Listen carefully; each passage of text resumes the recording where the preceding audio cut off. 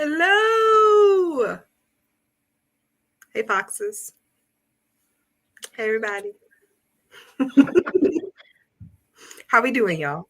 Just quick check-in. How we doing? Good. Yeah, solid. Hanging That's in there. Good. That's good. Okay. Well, thank you for whoever is watching live or in the future. We are really excited because we're finally bringing back the Menstrual Talk. It has been a whole year since we had our last one. If you haven't watched the other two, we highly recommend going back and watching them. We're going to kind of carry on some of the stuff that we talked about before, but we do want to provide just a quick disclaimer about this whole conversation and this topic that we're discussing. We just want to disclose that we are not experts in this topic. We don't consider this information to be certified medical advice. We're not equipped to speak to every experience with menstruation on the gender spectrum. This discussion is about our own experiences with menstruation and what we have learned. Our goal is to simply foster a space to openly discuss it in the most inclusive way, what is considered to be a taboo or inappropriate topic. We hope this encourages folks to speak about it more openly and honestly with one another so we can support each other. We also hope to continue this discussion with a series of talks as we are now, although there's been a bit of a delay in the future, and we can invite more experts and folks of different experiences to provide more insight. Today we have with us here who we've always had in the past episodes, myself, Alexa, we have Aisha, Bailey, and Nikki or Shanika. And we're just going to kind of carry on what we kind of keep progressing the conversation and building on it. In the last two talks, we talked a lot about products, what products we use, the pros and cons of those products, how we pack them and how we plan for them when we're doing certain kinds of activities like bikepacking and racing and whatnot. On the second talk, we talked a little bit about maybe new things we had tried from that discussion. And then we also talked about specifically how we train with our cycle and just what our training regimen looks like. Across the four of us, it looks very different. And how we try to support, or maybe the lack of support we have for our menstrual cycle when we're training. We learned a lot from that discussion. And now I really just want to discuss how in the last year, maybe there are things we took from those conversations that we started to practice and try to learn and make habitual. Maybe some things didn't work out. And other things that we've just learned about ourselves and our cycles since then. So first, I'll just start with asking to all of y'all. Oh, also, if you have any questions, please feel free to drop them in the live chat at any point. We will hopefully answer some of them through the discussion, but if not, we'll definitely bring them into the fold at the end and make sure we cover that. So the first question is going to be kind of what knowledge from our previous talks has stuck with us. So is there anything that was new to us then that maybe has become regular for us now?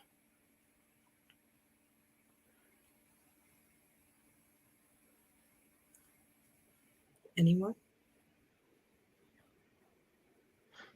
Well, I can start.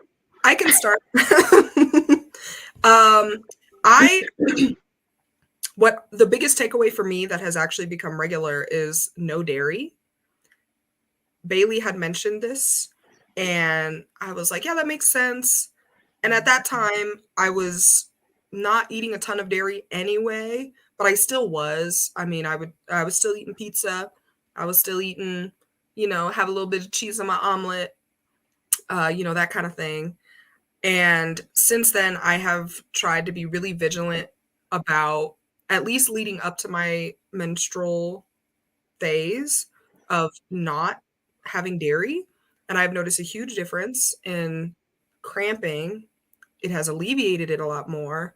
So I don't have as intensive cramps as I used to have when I was having dairy. I don't know if it's because of just dairy in general, but I also have an intolerance to dairy. So I don't know if that sensitivity was like heightening it even more, but I have noticed a difference and I'm very thankful for that knowledge. So I say for me, a lot of it wasn't really new, but I've been trying to at least incorporate like using the cup and using like the organic non-bleached um sanitary napkins and tampons, because I have had the tendency to, like, as life happens, I forget that my cycle is coming. And then, like, I might be traveling and then I'd be like, oh, oops, I didn't bring any, I forgot to pack, forgot to pack some stuff. Like always in probably most of my bags. I don't know. People used to this, grannies, everybody be having like just a little something in their purse. They just had like one pad or one tampon. And so that's really would be in the bag. It'd be one pad, one tampon. You'd be like, well, I guess it's going to get me through until I could get to the stove. Um, and so like I've been bad about remembering to bring stuff and then remembering to bring the little cup. And I found that using the little like Diva cup, or I think that's like a brand, but just a little that's been difficult because it depends on what kind of bathroom I'm going to. Because not overly I'm not a germaphobe, but I be having some issues. So like a lot of times, depending on what kind of bathroom it is, if I can't like wash my hands before having to insert my hand into and pull the little thing out, then don't necessarily want to use the cup. So I like start like overthinking it, and my mind just I know some bacteria is good, but I just be having some issues. So like I haven't used the cup as often. I'm only really comfortable using it when I'm at home or when I like know I'm somewhere like close. And there's also the caveat, I'm gonna like be full TMI. I'm also on blood thinners because of a like blood clotting issue. So that as a result means, the cup runneth over. It just be pouring like a river. So that is super annoying. So that's also why I don't want to use the cup, because then it'd be like, oh, this drawing filled quick. All right, time to switch. And then like who has time for that? Especially if you're working and you get caught into like a zone. So like if I use the cup, and then I also have to have a pad on too for the cup runneth over situation. Um, so that's kind of, it makes it more difficult. And so it just made me not even want to use the cup at all and just use those real thick, cushy pads that are super absorbent, like somebody's auntie for real. So just because it just was what works and it's comfortable. And I'm like, yo, let me just pull this out and just use this because it's simple. So that's kind of what I've been doing lately. I haven't used the more sustainable things, unfortunately. It's just because it just hasn't worked in my life as much. And it's been harder to like use the cup or use a tampon and all that stuff just because of the whole overflow situation. Yes, for me, what I've mentioned previous in the past, I've noticed if I use inserted products, it makes me cramp a lot more. So I've been using more of just like, pads, um, mainly when I'm at home or somewhere to where like I could be comfortable in my clothes and wear a pad. But usually if it's at work or writing, I do wear inserted products. But I just noticed for me that napkins are more my way when I want to be comfortable and not in pain. Oh, I don't think I've really changed anything. I've had a tried and true system for probably a decade, and I think like I'll like get a different cup, like I'll see one that I'm like, maybe that one will work even better. And so now I have one that's got a little like pull tab, and it's been a game changer because now I don't gotta reach all the way to space in order to like find the thing and take it out. And so I guess that's the only change that I've made. But yeah, I'm still using the cup and the the reusable menstrual underwears, and that works. I have a reusable pad that I will use like towards the end of my cycle if I don't want to like sleep in the cup, because I am not flowing as hard and I don't need to anymore. But yeah, just the cup and then the menstrual panties to catch the overflow if it happens, and then that seems to work for me. And then when I'm writing, it's just the cup, and whatever happens, and we get it out in the laundry. Basically.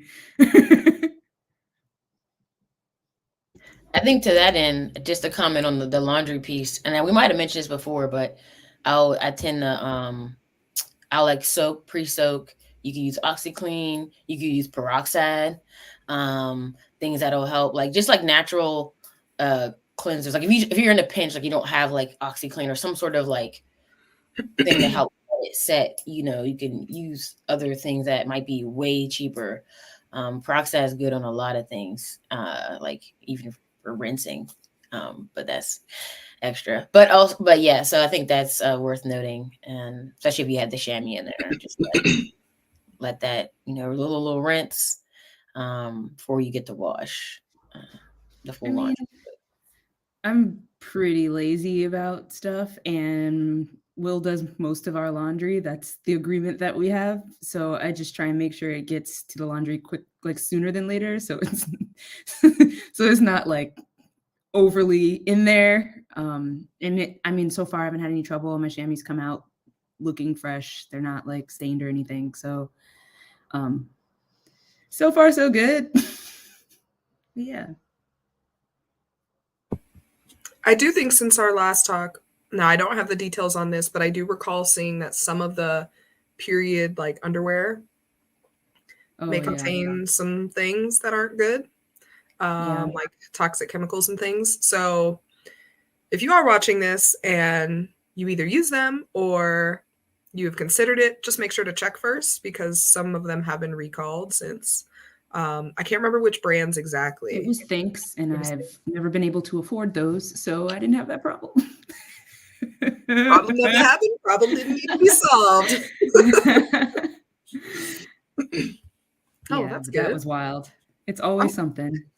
I'm glad to know that. I'm glad we all good here. And we're free. As far as I know. I mean, next week it'll be another product that's trying to kill us, I'm sure, but this is true. This is true. This is a weekend for convenience, for trying to have convenience. Do you guys take anything to help with like symptoms? Like, I feel like the older I'm getting, the worse the symptoms are becoming. And this last cycle like took me out.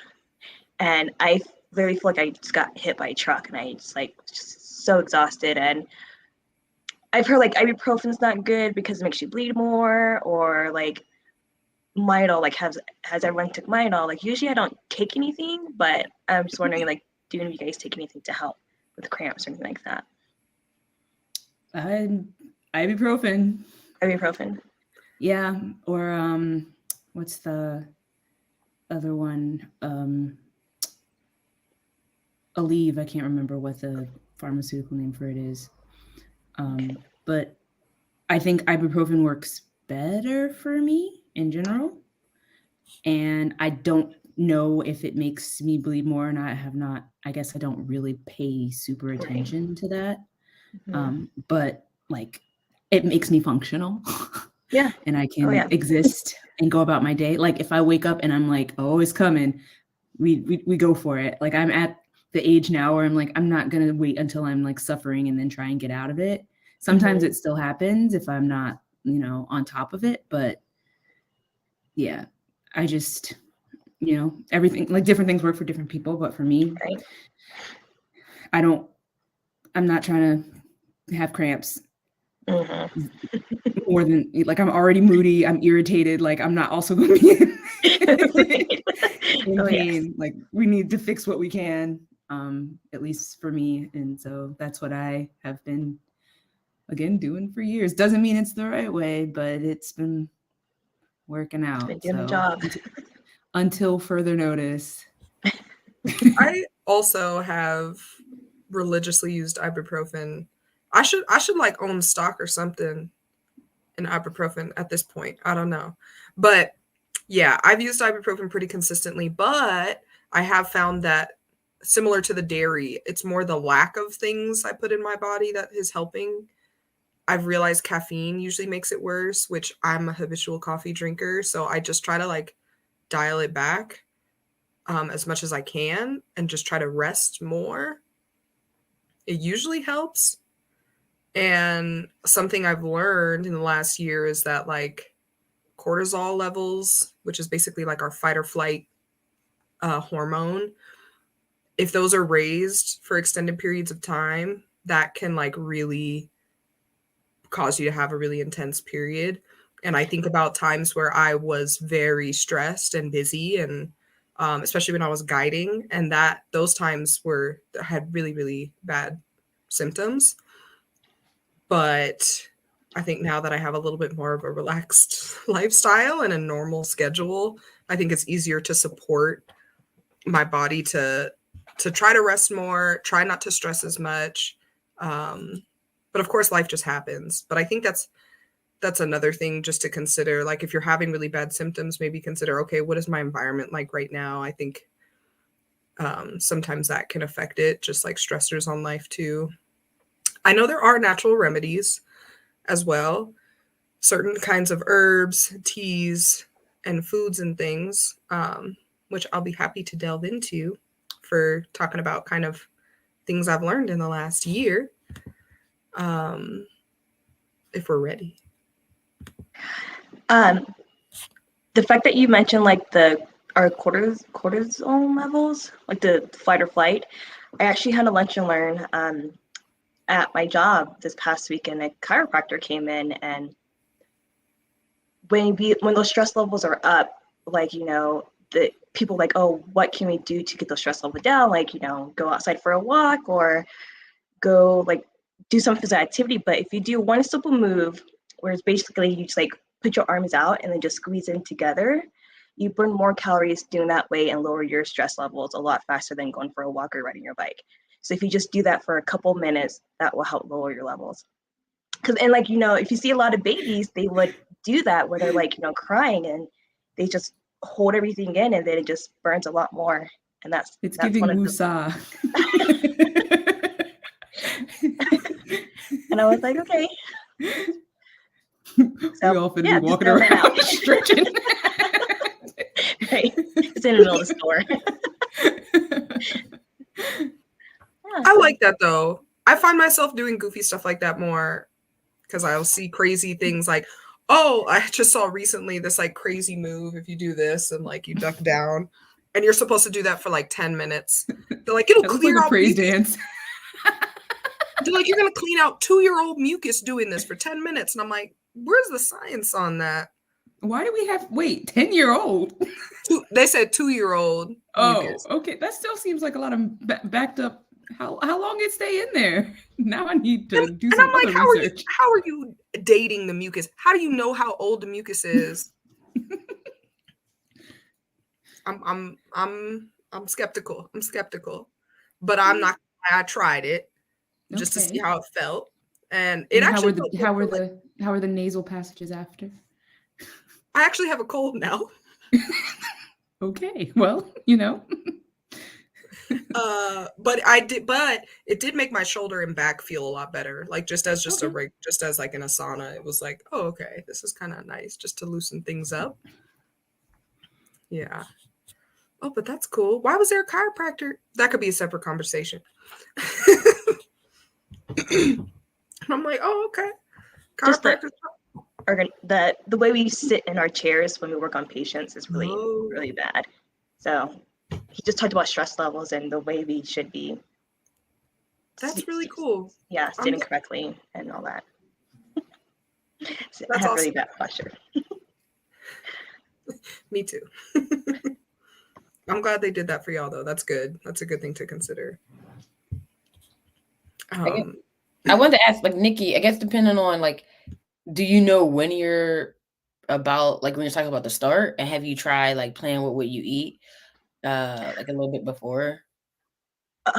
So I use a cycle tracker, and it's been, like, on point every time. But no, I'm not one of those people that, like, I will suffer. I love food, and I don't take the time to really change my diet. One thing, like, you know, around that time I crave sweets, and that's when sweets make me cramp more too. So I try to avoid as much sweets as I can during that time. But other than that, I really don't change anything else, or just natural ways to relieve symptoms. That's Yeah. about it. I wouldn't even avoid sweets necessarily. I would still eat something sweet, but pick what it is. Like if I'm craving something super sweet, I'll maybe eat some pineapple, or eat something that's like a super sweet fruit. But it's, you know what I mean? It does kind of like trick Nikki said yourself. no, not fruit. Straight to the candy store. Yeah. But I should be more thoughtful though. I should be more thoughtful and try that. It's only Enjoy your temporary. pineapple.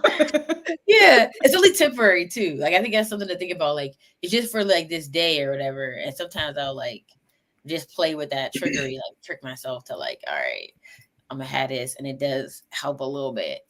I do like bananas, and they say potassium's good for cramps, so maybe I should do that. Yeah. Usually if I'm craving sweets, and I have nothing, I'll go straight to bananas. So maybe that would help. I'll try that. Mm-hmm. Sometimes I put a little honey on it, give it a little extra kick. Mm-hmm. Wow. But yeah, that's actually a lot of what the last year has kind of been for me, is acquiring knowledge about like the food aspect of the cycle and how to use different foods to support it, and like beyond just the menstruation part, because of course, we menstruate for a whole week. Well, the average person, not necessarily everybody, but assuming menstruation is a quarter of your cycle, that's a pretty big chunk. But then also that other chunk, there's so many other things happening, and it's almost like it is a very involved. It is kind of an investment and a commitment to think, okay, well, I need to do things even in this other 3/4 of the phase of the cycle that are going to set me up for success, so that when I am menstruating, then I feel better. I think what I've been trying to do is, since I've learned just like 3 or 4 key foods that I could just integrate each week to hopefully help. And I can list them now. First in general, you have your menstrual cycle first, and then, which is like within your follicular phase. That's when like the follicles of your ovaries are like trying to build up the eggs. That egg is coming to life. And then that's also the period when you're menstruating. And then once you've shed all your uterine lining and whatnot, then you're going to move to a phase where your egg is building up. Your uterine lining starts to build up. You ovulate. Great day to get pregnant. And it's usually like a very narrow window for ovulation. And then you kind of roll back into heading towards the menstruation phase. And each of those phases, our hormones are doing different things. So like our estrogen is like rising and falling. Our testosterone is rising and falling. And so that's what's like causing all these different things like cramps, our emotion swing, our mood swings, and different other chronic pains like back pain and whatnot. So what I have learned is that basically when you're about to menstruate, so like the week leading up to it, if you know when it's going to happen, try to integrate foods that will produce more serotonin, which will basically help to try to metabolize like your high peak in estrogen. And those are things that are like really magnesium rich and iron rich, things like spinach. I know it's a vegetable. Dark chocolate, which is good because it's like an unprocessed sweet, donuts are great. But if you are like trying, okay, I want to try something that's sweet, but not necessarily like super processed and sugary, what I have learned is that we crave certain things that our body thinks our body is already used to, because it thinks, okay, well, I know that there's chocolate on these donuts, so there's got to be magnesium in that chocolate, so that's what I'm going to crave.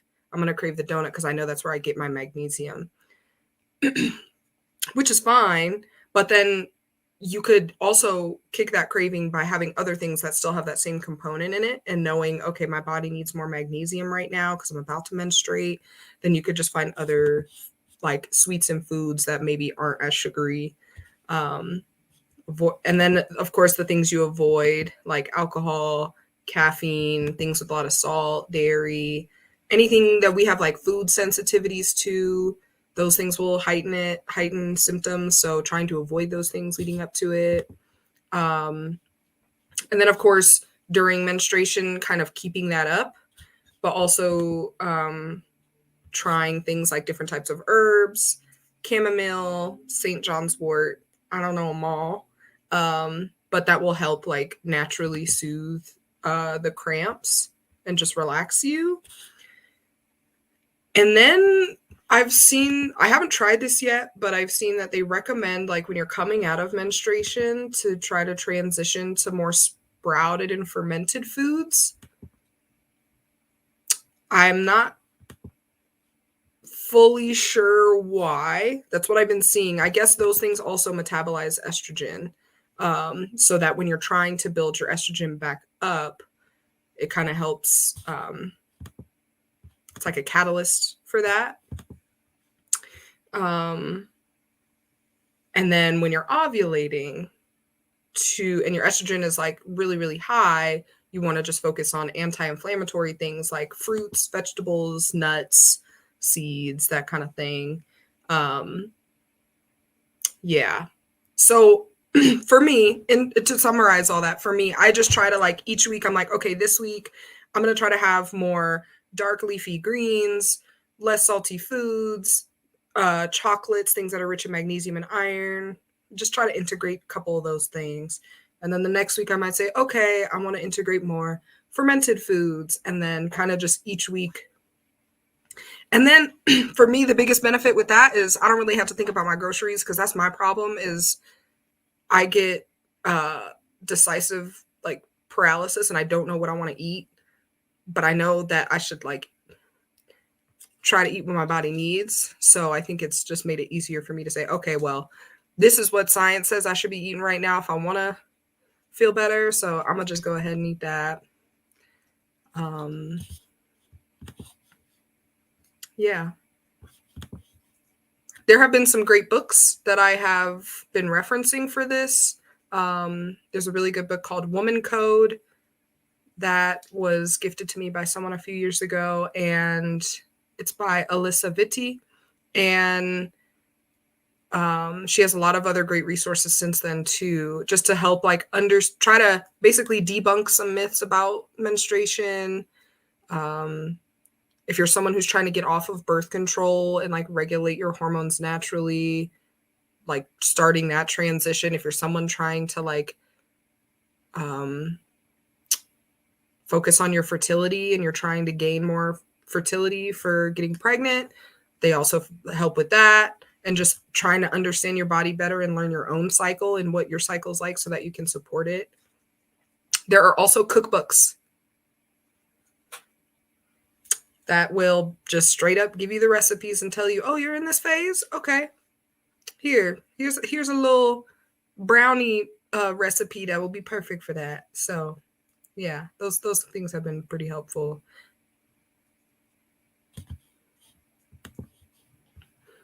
I do wonder. Oh, go ahead. Oh, I just find it crazy. Like, I was reading like an article that, like, you know, how woman's body are just constantly preparing for their cycle. So like, it's not just that 1 week, it's like the whole month, and it just starts over and over and over. And like, you just don't understand. Like, our body is just constantly going through, like, you know, preparing for it. And it's crazy. Yeah. And somehow it's still a surprise. Again, already? Yeah. The other thing I've learned too is that exercise goes into that. So, of course, our energy levels change through all those weeks, and they seem to usually be lowest when you're menstruating because your body is just like doing so much, and your hormone levels, like your estrogen and testosterone, have tanked. So you just don't really have that punch, which is odd because looking back at our first episode or our second episode, I was like, yeah, I feel good when I'm menstruated, and I be feeling, but I'm like, I think that's fake. I don't think it's like real energy That that has I'm never feeling. been me. I think it's Like, just like in my head. a lot of people are like, I'm strongest when, and like some like science, like I've heard people say that from a scientific standpoint, and I'm just like, not Aisha. Like, don't expect anything from me.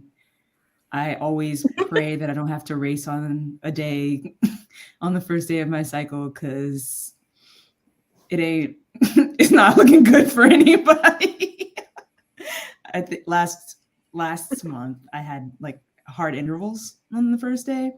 I went out there.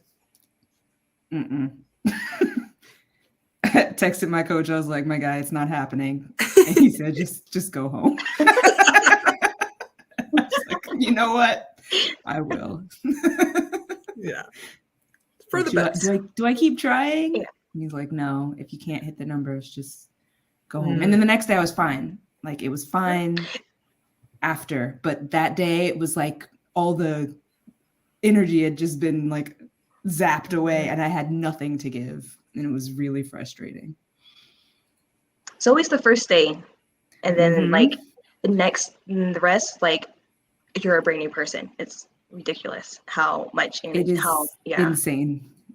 Literally One had thing- nothing. Just like, am I? And I'm like, I don't feel sick. Nothing else seems wrong. And then the next day I was fine. It's so annoying. Like, why? Why? I have things to do. Do you not understand? Why can't you do this in my sleep? Why can't you do this Right. when I'm not? There are conscious? other times that will work better for me. This is not then. One thing I've noticed that I find motivational for me to do physical activity when I am on my cycle, I noticed that my bleeding is not as heavy and my periods are shorter if I do like physical activity the first 2-3 days. And that's one thing I do notice. So, or there are just times where I'm just like, I feel great. Like, there are days where like periods are really bad, and there are times where I'm just like, it doesn't even feel like I'm on my period. It's weird how it, it's up and down. Yeah. I feel like for me, exercise sometimes helps me too. I had a PE teacher in middle school when I used to try to get out of like doing stuff. I was like, I'm on my period. And I really was in pain. Like, but he was like, no, actually it's been proven that if you exercise, it's going to help alleviate your symptoms. So he was like, oh, you're on your period? You're definitely running. And I was like, man, what the fuck? Oh my God, you run. You can run. I am going to sit down. I was like, you don't know what you're talking about. I want to go home. I'm about to call my mama. She gonna come pick me up. That's so rough. I find that like once it gets started, after the first day, I'm fine. But like that like PMS leading up to it and the first day, I'm just like, can we get this going? When can we press the start button? I don't like, I'm so impatient about it at this point. PMS is so frustrating. I'm so irritated. I have the worst like boobs soreness. Like, it's the worst. And then like once the first drop is like they're relieved. It's terrible. I feel like I've had that, but not consistently. I think over time, as my lifestyle and habits have changed, my symptoms have changed. There was a point in time where I used to get like a lot of migraines. I had a migraine once that was like debilitating. I was in a Ross and I was like, I can't make out anybody's face right now. And I was tripping and I was like, what's going on? And I like go home and I was like, oh, my period's starting, but I got a crazy migraine with it. And then I kind of had them for a while and then now I don't know. So I feel like I've heard that there's different hormone types and that affects like your symptoms. And I don't know, I think I've definitely like rotated what kind of symptoms I have, which just makes it more difficult because I'm like, okay, what is it going to be this month? Do I need to take, do I need to be trying to make sure I have some Coca-Cola in the fridge for this migraine? Or do I need to make sure I got my little Coca-Cola for a migraine? Rewind. Tell me more. Apparently in sugar, like it's a temporary fix, but apparently the caffeine and the sugar in a Coca-Cola will like, I can't remember the exact science and the vocabulary, but whatever enzymes, kind of similar to how it does some kind of like blocking with the enzymes. So it stops your brain from communicating in a way that makes you think you have a migraine or something. I'm speaking very vaguely, but it helped me. We're not scientists. I'm for sure not a scientist.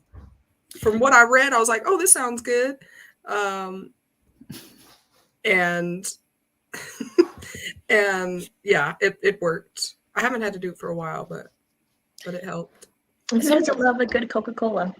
Oh, I mean, Oh, only if I have to. never Like, mind.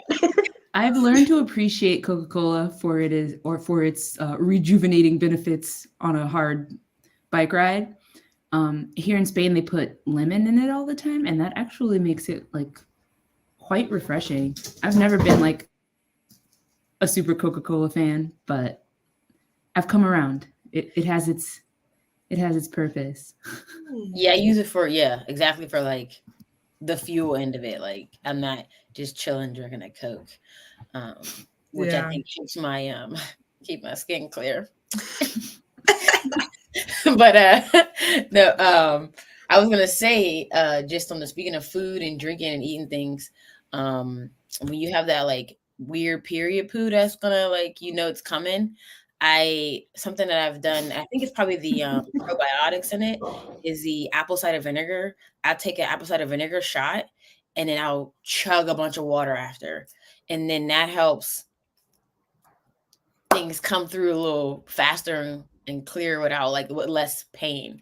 Because sometimes people use like coffee or whatever to try to help expedite, but if that's going to cause more cramps, then I've actually found apple cider vinegar a good way to like jumpstart and clearing that out. It's nasty, but if you just do a shot, real quick and then chug a bunch of water, it helps. And there's other benefits to apple cider vinegar too, which I don't necessarily know off the top of my head, but Just make sure your apple cider vinegar is not expired. does it expire? It would just become like alcohol, right? You're speaking from experience. I took a shot of apple cider vinegar and it was expired, and I was like, I got a good buzz from it within like 5 minutes. Oh, it was fermented. Yeah, Oh. I was like, How old was it? That was a hard apple cider. I have no idea, but I was like, well, I shouldn't feel like this. I heard there's like a lot of great benefits to it, but definitely, like you mentioned, just like drinking a lot of water afterwards is really good. So it doesn't because of the acidic in there. Me being a dental assistant, it doesn't erode your enamel. So yeah, drinking a lot of water afterwards is really good. Yeah, thank you for that. Take care of your teeth. Mm-hmm. So another notable thing is that like lots of cramping and like heavy blood flow can be signs of fibroids, which is pretty prevalent in us. And I was experiencing that, and I mean, never took it as that being part of why, but I always had really, really heavy cycles and really painful cramps. But I've had my fibroids removed within the past year. And the first cycle after that was like someone was trying to murder me from the inside. And then after that, it was fine. It's been much better since. I've noticed that my energy levels are much lower on the first day than they were before I had the fibroids removed. But other than that, I think there's been improvement across the board. As far as like my cycle doesn't last for more than 3 or 4 days, which is fantastic. The first day is trash. And after that, I'm usually okay. And I'm just going through the motions, changing the cup out, wearing the period panties, whatever. But it's been a much less dramatic experience since having my fibroids removed. You can see my dog doing the most in the back. Emoji. Now Willa's crawling on the floor again. You can just walk. Just go to your desk. I'm sorry. Hey, I respect it. I respect it. Okay. It's too much. But yeah, so You don't want to He's steal the committed. show. I appreciate it. he is committed to doing this. But yeah, I think making sure that, you know, you do your regular gynecological checkups every year, which is something that I wasn't doing because I didn't have health insurance, and the gynecologist is expensive in America. And so when I was experiencing trouble, I finally went and, you know, discovered that I was having issues at a pretty high price tag, I must remind everyone, but that's not the point. But yeah, it is important to make sure that, you know, if you are experiencing what seemed like ridiculous heavy cramps or heavy flow, that you get that checked out, because it could be something bigger than just you being on your cycle. Like it could be PCOS or fibroids or snacks, really, or any number of things. That is something I've seen a lot in like my little bits of research. Is it seems like a common theme that if you have really bad symptoms, it's not normal. It's normal to have some cramping because you're shedding blood and tissue. Like, of course, your body's trying to push all that out. So it makes sense to have some discomfort. But yeah, really bad stuff, really heavy flows. Yeah, migraines, crazy mood swings. That means there's probably some other kind of imbalance in the system. That And probably get a maybe- second and third opinion if you need to. If someone's not listening, don't just follow them blindly because they went to school for a million years. Like, you know your body, and get a second and third, fourth opinion if you need to. Yes. I also found that a Absolutely. lot of the medical professionals that I was going to, because this was like kind of right in the midst of pandemic year, they're all stressed out and they're tired, and they don't have the inquisitiveness that they might have had before being overloaded by all of the things from the pandemic. And so I feel like people are paying even less attention to the details. So really advocate for yourself when it comes to your health and whatever it is, like menstrual or otherwise. But yeah, if you're experiencing what seems like, if you're just like, man, my periods are always the worst and I can't do anything, like, and you actually cannot do anything, you should probably get that checked out. But either way, you should be getting regular pap smears and gynecological exams at least once a year, especially if you're an adult, which I'm assuming if you're watching this, you're probably an adult. So. And speaking of, we were talking about, you mentioned the period underwear. They have a lot of different cuts now too, which I think is nice for folks who don't necessarily want the panties, but maybe the underwear. They got the briefs, the boxer briefs. They make leggings and like active wear. There are options. There's definitely options, especially if you don't want to walk around wearing panties. If you present other and you want to like have a look that better represents your presentation. Yeah, for sure. Do y'all have any kind of goals for this year with like your racing and training, and kind of taking into consideration how, I don't know, like we talked about training with our cycle before. Is there anything maybe we're going to try to do differently moving forward this year? I think one of my biggest goals is just my diet. Like just not just like menstrual cycle aspect, but also like with asthma, like a lot of there's a lot of things I could take out of my diet that would improve both things for me. So I definitely want to improve on that.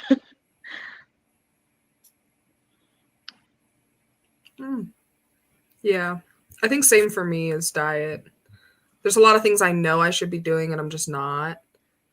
And it's hard for me to integrate it. And I think for me, when I go on these like longer trips, when I'm on the road, sometimes it's hard for me to maintain that because I'm eating food out of a jet boil, or I'm, at an Airbnb that maybe doesn't have a blender, or I don't know, just little things that kind of throw a wrench in like my what I would like to do. So I think trying to be intentional about making sure I am self-sufficient to be able to like actually eat the things I want or need to eat. I think that's really the biggest goal for me. I think for me, I think diet definitely plays a role. I mean, for long road trips, because I know I love a good drive. I do try to go grocery shopping and like get stuff that I like to eat, but is not going to be terrible. So I think that helps. Like grapes and stuff like that. Things that don't need to be really refrigerated, and it'll last a couple days. And then I think for the training aspect, it's just being more cognizant of what I'm eating that week before, which in some research I think is saying that testosterone is typically the highest like the week right before your period, which is also one of the reasons why you tend to maybe get hornier around that time, stuff like that.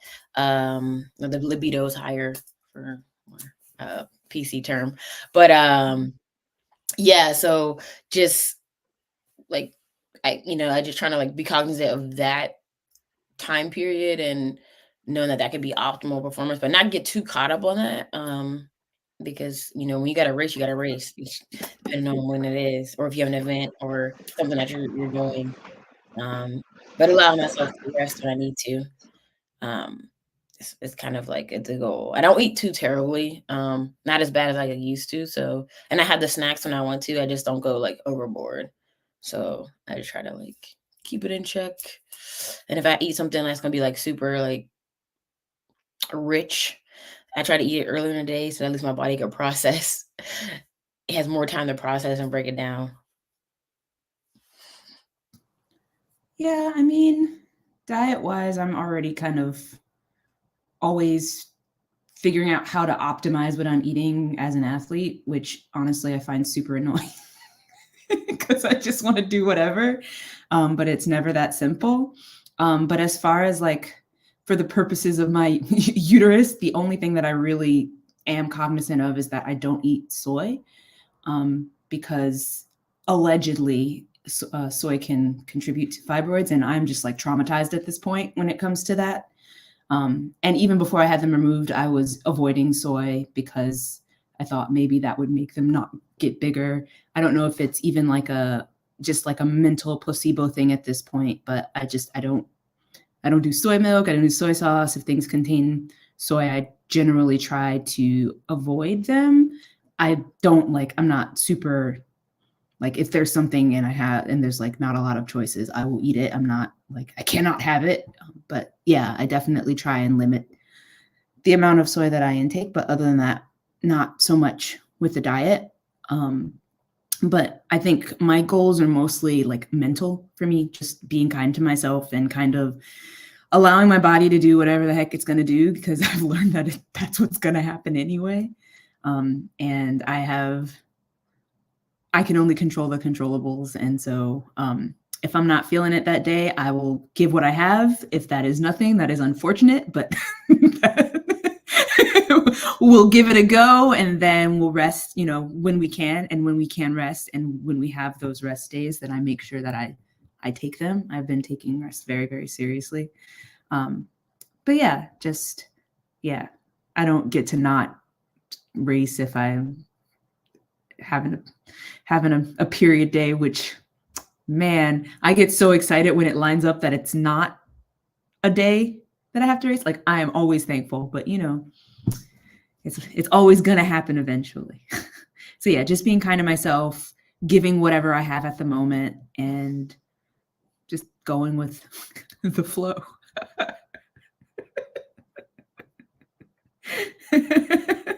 Zinger. Ugh, I'm so funny. Oh, that's cool. Yeah, I'm really interested to see kind of how it all pans out for this year. Cool in general. Just having this conversation with y'all over time, and like even when we're not doing something like this, there's times where we're kind of chatting about this kind of. We're grown, we're getting older, we're fluctuating, goals are changing, things are changing. So I think it's cool to just kind of have like a little bit of a timestamp.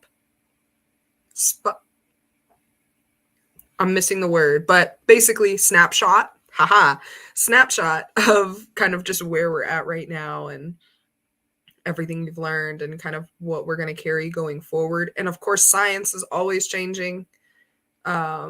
Even when I've looked into resources for learning how to like have a better hormonal balance and all that, the science is changing, the books are changing. We're constantly learning and growing. The nice thing is that there are like a lot of resources now. There are even apps, like some of the tracking apps have a lot of helpful information outside of just tracking. I am super skeptical of tracking apps now because America. And so I'm like literally gone back to circling days on like a paper calendar. Cause I mean, I don't live there and I live in Spain, and I hopefully will never have to deal again with the issues that are being faced, because it's super frustrating. But I am so paranoid now. Like I'm sitting in my room with my tinfoil hat, just knowing someone's waiting to see if I'm maybe pregnant or not so they can send me to jail. And I don't know. It's scary. That's a talk for another time. But yeah, I guess just I would be mindful with the tracking apps and making sure that like maybe the information is more localized than like internet based. But yeah, because I definitely was using them before, but I since ceased. Yeah, I'm definitely circling a calendar. Like I literally I haven't even used the tracking apps because I used to just track the first day and forget, and it was like your period is 56 days long, because I like never stopped it. So like I just had forgetfulness. And so it's been good. The calendar has been helping me because it's kind of pivoted to like I've been writing a calendar every day to like write down what I do. Instead of using the digital thing, because I think the digital thing got to be too much of a thing of like trying to put exactly select from a drop down. So just being able to write, if I did yoga, what my workout was, and then write things down, write what I ate. I'm just like more consistent. But I just wanted a quick comment to be like down on time. Just something I'm thinking about just for racing too is because of the cup runneth over issue. I have found like too, like I will use the tampon thing as well as making sure the string is in a good place, so not be some friction issue. And I because my skin, soft tissue down there is so sensitive, so it doesn't like a lot of friction. So I can't really like do pads and stuff because that's another thing that's going to be moving around and causing issues. So and I'll let the chamois do the catching, but trying to be mindful about what chamois that is. And so like I'm making sure I'm wearing black shorts so that it's not super obvious. But yeah, and then if I'm doing like a bike pack or a longer trip, then having extra chamois to switch into. So if I need to do like a river rinse or something, or gas, depending on where I'm at, I can make that adjustment. Have you seen the thing? There's like, it's probably an Instagram ad that I saw where they're like, you don't have to take the cup completely out. You can just kind of like take it out a little bit and then tilt forward. And I'm like, what kind of coordination? Because that's Y'all just gonna be have. pouring. It's gonna be pouring down my leg. No. Like, no, I cannot do that, actually. Wait, how loose? No kidding. No. No, I just no. It was like they like took it out a little bit like it's a spout, and then you just like tilt forward. Ma'am, I don't I mean, think that's I gonna would be work for you. impressed if somebody could successfully do that. I feel like that would take some practice. I'm sure it's possible. I just Yeah, like I'm not gonna waste my time. no, I Nope. mean, I tried to use those little sheet weeds before. Wait. The things where you could pee into the little funnel or whatever. But then you have a pee Yep. funnel. Like, Yeah, It doesn't even work.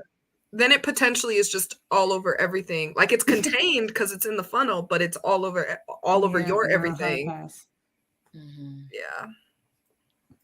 Good on you for trying, though. Yeah, be like Niagara coming out and it don't all go down the hole, you know, and it just be a mess. Mm-mm. When did you try it? Were you camping or? Well, I've been trying to like every now and again, I'm like, oh, maybe I'll try to use this. So the other day, I tried to use it in a safe environment at home. And then I had to really go, which is usually how it happens out in the wilderness. And I needless to say, I was cleaning up a lot of stuff. You didn't pass the test. The floor got freshly mopped. Well, they do have hiking pants now, but I don't think this is something that would be possible for cycling because you really need your chamois to be fully intact. But they do have pants now when you're outside that come unzipped right in the middle seam so that people who need to squat when they pee can just open the zipper and they can squat without being fully exposed. Mm. Unless somebody would have to be like right up under you to like see what was going on. But yeah, you could you don't have to like, okay, find a tree or a bush and like fully pull everything down. And yeah, which is kind of cool, but I don't think that could be engineered for cycling gear. Yeah, No, unfortunately. Yeah. Yeah. And on that note, protect your soft tissues. Well, this has been really awesome to talk with y'all. I'm glad we brought this back. Hopefully, we will have some more insightful episodes in the future. If there are any topics or questions in particular that folks really want us to cover, please feel free to drop it in the comments, DM us on Instagram, contact us on the website at theblackfoxes.com. Let us know what you want to hear about. If we're able to, we'll try to source some experts to talk about certain things. I'd be excited to learn from an expert potentially. Of course, and come on for free because we can't be paying y'all. You gotta give back. Y'all gotta give back. No, I'm not kidding. But you know they're professionals. You know that's true. I value their time, but that's a different conversation. I do value it, but I can't pay them. So how about you just pull up? But yeah, so feel free to hit us up and let us know what y'all want to hear more about, and we'll see y'all next time. Bye-bye.